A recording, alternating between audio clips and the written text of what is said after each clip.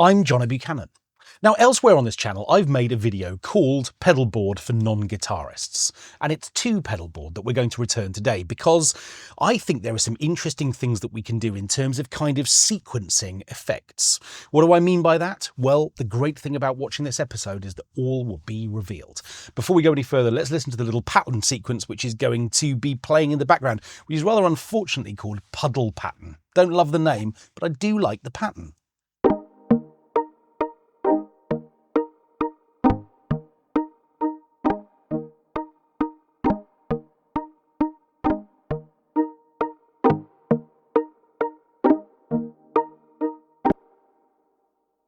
The word splang comes to mind. Okay, so let's dive into Pedalboard and I'll show you what I mean about this idea of sequencing effects, because it actually turns out that Pedalboard's got a kind of secret second mode, which we're going to have a look at today. Okay, so Pedalboard obviously can be found. If, like you, it's in your most recent items, that's going to be very straightforward. Otherwise, it's going to be in amps and pedals. And of course, you can type its name and it will appear at the top too. So many ways to find effects these days. And Pedalboard looks like this. It's kind of this blank canvas kind of an effect where what we have a chance to do is to select modules from over here on the right hand side and to simply drag them in from the pedal browser. Look at that, I'm just reading words now. So the effect that you will have seen me use many times before because I really like it is this delay plugin. The reason that I reach for it regularly is because it has this wonderful reversing option, and we're going to come to that in just a moment. But for now, in an unusual move, I'm going to stay in normal mode. What I have a chance to do is obviously to configure this effect, sync it to tempo, set up the mix, introduce dirt, flutter, all the usual things that I might like. But what I also have a chance to do is to actually turn to one of two separate auxiliary channel routings within Pedalboard. What does that mean? Well, if I return over here to the right-hand side and drag in the mixer, what happens is that Pedalboard has the capacity to split its signal. In other words, what I've got is an A auxiliary bus, which kind of weirdly is at the bottom. Wouldn't A be at the top? Anyway, and B is up at the top, not at the bottom. I feel like I've said that once now. I'll try not to say it again, but it does seem a bit odd, that, doesn't it? Anyway, never mind. What we've effectively got is two separate routing channels through which effects can go. And then at the mixer stage, they kind of come back together and they get sent to our output channel. And to show you what I mean, what we've got now is a delay on this particular sound. And if I come to bus A, we're going to hear it.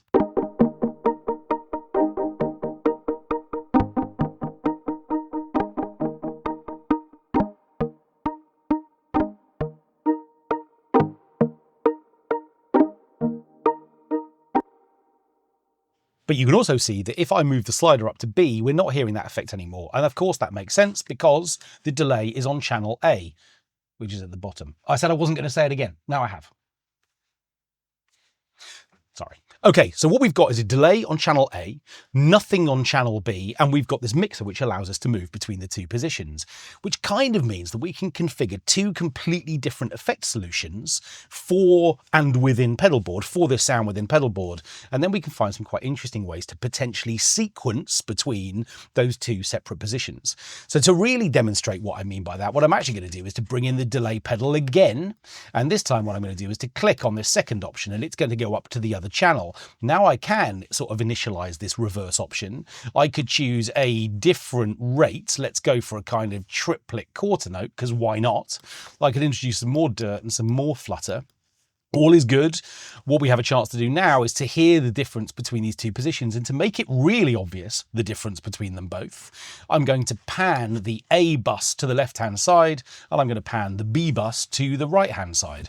I thought that was actually going to be harder to say than it was.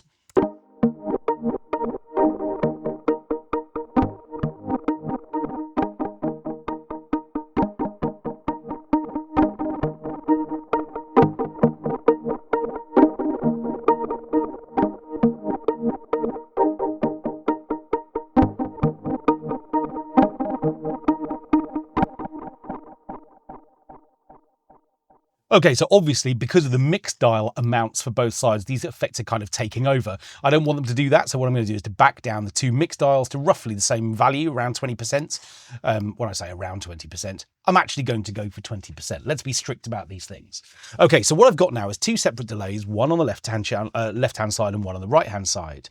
So I talked a moment ago about the idea of sequencing. Well, we've already seen that, of course, what I can do is to move this slider between the two positions, and there'd be nothing to stop me automating that so that it becomes a more dynamic part of the piece. But if you watch this channel, you'll know that I'm not going to stop at automation. What I'm more interested to do is to see if we can find a way to actually just get that moving in some way. And of course we can, using a MIDI effect. The Modulator MIDI effect, my favorite MIDI effect, I think it's fair to say, is going to allow us to do that.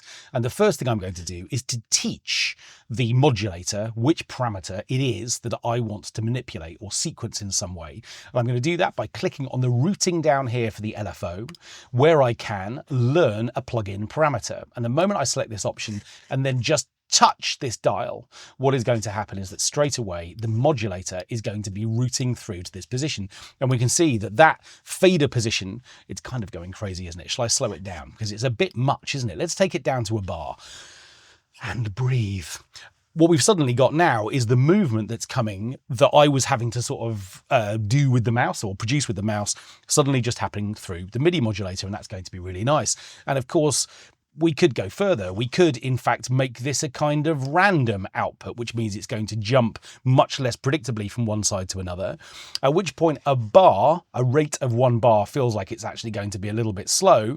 But what we could do would be to make that kind of happen over a half note, so that every second beat, or third beat, I should say, in 4/4, it's going to jump to somewhere between the A and the B positions. If I want to, I'm in a position to bias that towards one side or the other, but I'm just going to keep things absolutely as they are through the middle. I might actually speed it up to a quarter note, because we're going to be jumping randomly, and as a result of that, it might be more interesting to hear that happen a little bit more quickly. The other thing I can do if I want to is to get away from this kind of hard-edged approach to the way that that movement happens by introducing a little bit of smoothing, and what that's going to do is to make all of those edges just a little bit softer. So rather than just jumping in that kind of hard way, it's going to just gently glide from one place to another. What does that sound like? Remember, the pan positions are still in, which means we're going to hear those two delays on each side.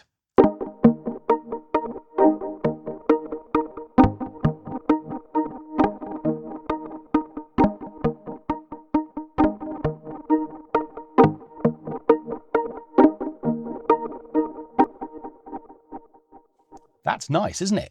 Okay, of course I can go beyond delay, and in fact we might not even end up with delay on both sides. Let's see. A magical mystery tour.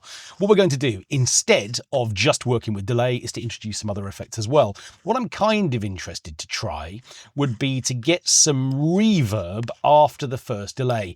Now, it's fair to say that I can put this plugin anywhere I like. So if I wanted the spring box reverb to be on the left hand side, it can be, even if it appears graphically after this delay. But the way that my brain works, I kind of want to put the channels for the A bus, which is at the bottom, I'm not going to mention it again, next to the other plugin, which is on the at the bottom A bus. So I'm going to put the reverb next to it. Again, what I can do is to select the mix amount. I can choose the style of the spring reverb that I want to add to it. And what we're going to get is just a little bit of reverb added to the delay on just the left-hand side.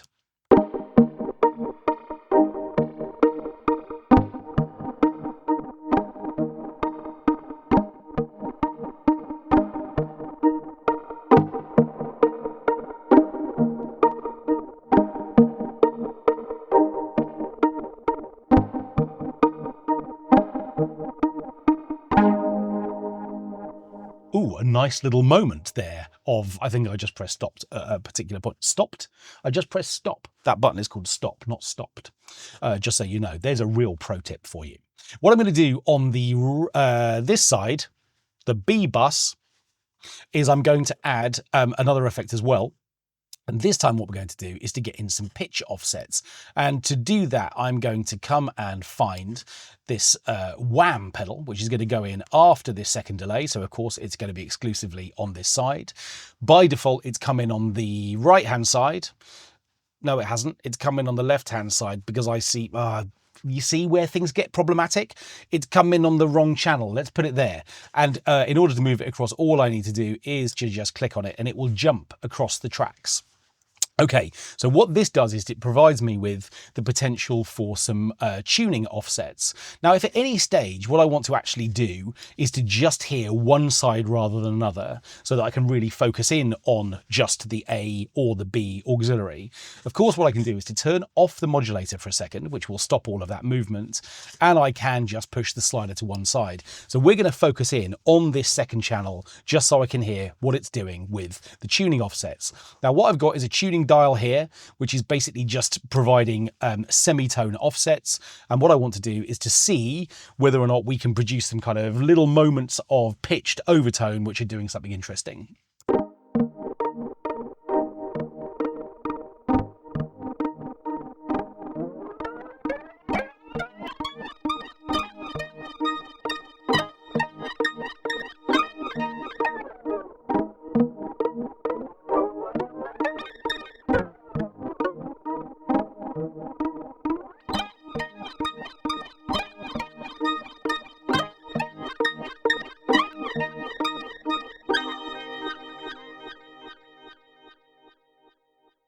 Okay, so there's too much of that. Again, I could automate this so that we were moving between those positions, but now we're in a kind of MIDI FX modulator space. We could go further with that too.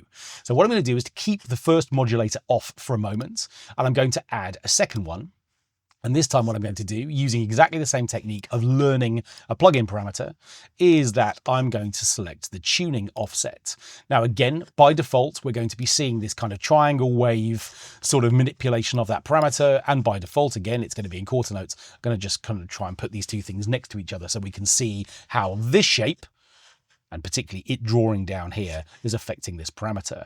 Now, I don't want negative tuning values. I want to only be dealing with the original pitch and overtones that are higher. So the first thing I need to do, and I'm going to go for a kind of square wave option here, is to find a way to limit that movement so that we're having the zero amount of tuning being the lowest possible value.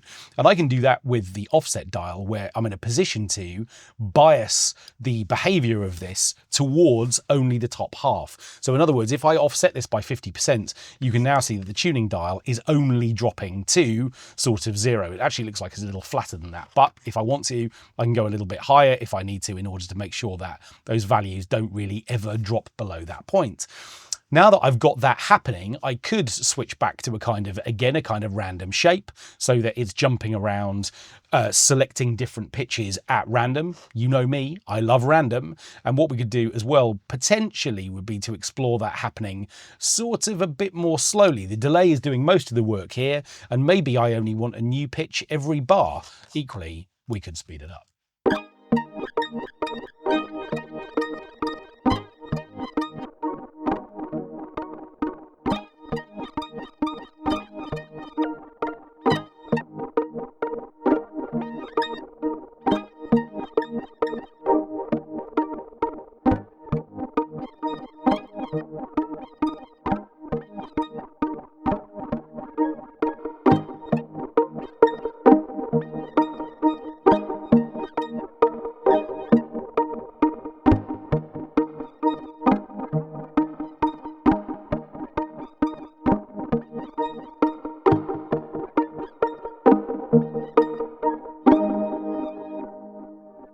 And that's quite nice, particularly with a mixed value that's tiny, so only really small amounts of that variation are happening. And you can begin to see the idea that I'm using the word sequencing is now coming from the MIDI effects, because they are clocked to tempo. If I change the tempo of my backing track, of course, all of this movement, the sequencing of these parameters, is going to happen at a different tempo.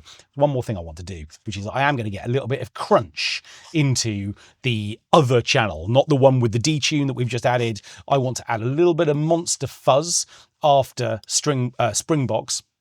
So what I'm going to do here is just to add this pedal. Now, if I press play, it's all going to just be totally crazy because Monster Fuzz is one of those plugins that does a lot with even sort of dials sort of through the middle. So what I'm going to do is to turn all of this down before I press play. We're in a kind of nice ambient space here.